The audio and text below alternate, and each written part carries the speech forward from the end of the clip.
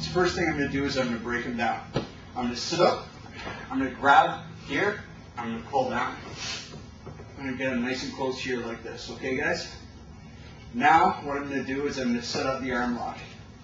I'm going to put my foot in his hip, I bring my other one up high, okay?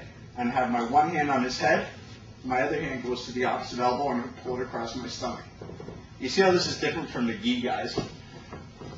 Normally with the gi, I'm just going to grab his arm, you know, I'll pull it here, and then I'll set up the arm lock.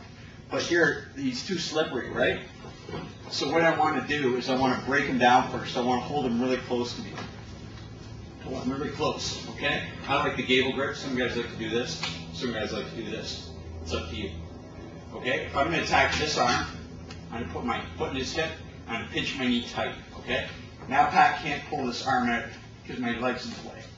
If I just have my foot in his hip in here, okay, he's gonna pass my guard there. Here.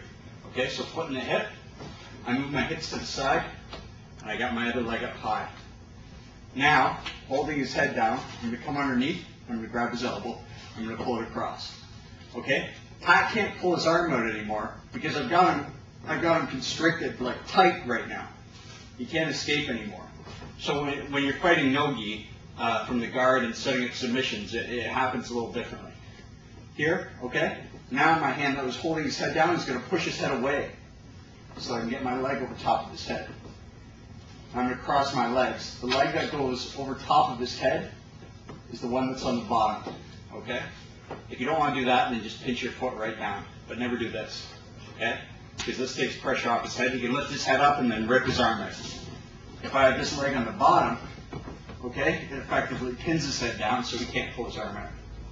Both hands go back to the wrist, keep the thumb pointing up, lift my hips very slowly, and submit them.